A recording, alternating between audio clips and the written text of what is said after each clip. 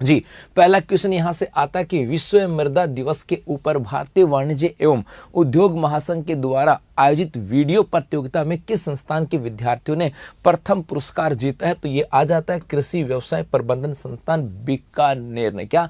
कृषि व्यवसाय प्रबंधन संस्थान बीकानेर की बात यहाँ पर करते हैं, इसका नाम यहाँ से आता है। अब क्या है पूरी कहानी, इसको देखो। सबसे पहले तो हम बात करते हैं अपने एक तिथि आती है, एक दिवस आता है, और वो दिवस है विश्व मृदा दिवस। यदि हम बात करें कि गुरुजी इस विश्व मृदा दिवस को इसको मनाया कब जाता है, तो मेरे गुलगुलो इसको प्रतिवर्ष 5 दिसंबर को मनाया जाता है। अब 5 दिसंबर को मनाया जाता है तो इसकी पूरी प्रक्रिया क्या थी और उसको पहली बार कब मनाया गया था? तो याद रखना, इस 5 दिसंबर को मनाया जाता है। इसकी घोषणा जो की गई थी, जी हाँ, कि विश्व मृदा दिवस जो है ये 5 दिसंबर को बनाया जाएगा, इसका आयोजन किया जाएगा। इसकी घोषणा जो है ये की गई थी यूएनओ के 68वें सम्मेलन के अंदर। जी हाँ, यूएनओ का 68वां सम्मेलन था, 68वां जो सम्मेलन था, इस सम्मेलन के अंदर इसकी घोषणा की गई थी वर्ष 2013 के अंदर।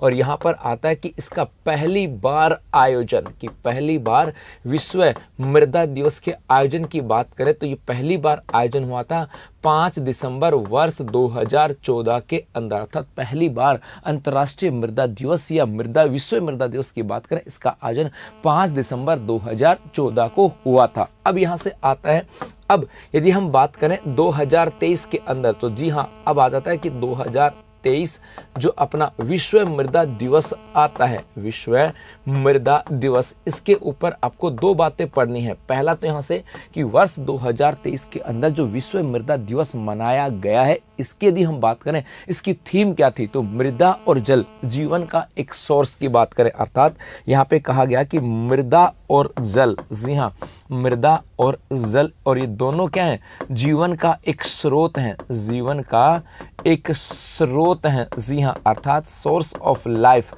मृदा और जल की बात करें, अर्थात लैंड और वाटर की बात करें, सोर्स ऑफ लाइफ, अर्थात मृदा और जल जीवन का एक सोर्स है। इसको लेकर के ये था अपना वर्ष 2023 के अंदर जो मृदा दिवस आता है उसकी थीम थी, ये भी आपको ध्यान में रखना है।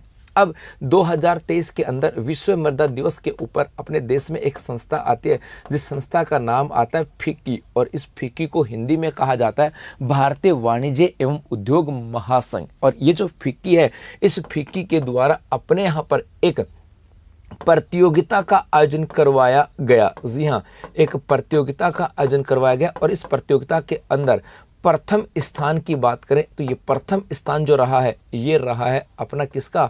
कृषि व्यवसाय प्रबंधन संस्थान बीकानेर का। तो सीधा सीधा प्रश्न यहाँ से आता है कि विश्व मृदा दिवस जो 5 दिवस को मनाया जाता है, 5 दिसंबर को, इसकी घोषणा दिसंबर 2013 के अंदर की गई थी। इसकी घोषणा यूएनओ का 68वां सम्मेलन था 2013, और वो तिथि भी क्या थी? दिसंबर के अंदर ही कहा था इसको लेकर के। और पहली बार इसका आयोजन 5 दिसंबर वर्ष 2014 को हुआ। विश्व मृदा दिवस 2023 को इसकी थीम थी मृदा और जल जीवन का एक सोर्स। और इसी दिन अपने देश के अंदर एक संस्था जिसका नाम है फिक्की, और इसी फिक्की के द्वारा अपने यहाँ पर क्या किया गया? एक प्रतियोगिता का आयोजन किया गया, जिसमें कृषि व्यवसाय प्रबंधन संस्थान बीकानेर जो है ना, वो यहाँ पर प्रथम स्थान पे रही थी। अब गुरुजी ये क्या है? तो याद रखना, ये जो कृषि व्यवसाय प्रबंधन संस्थान की बात करें, ये एक कॉलेज है।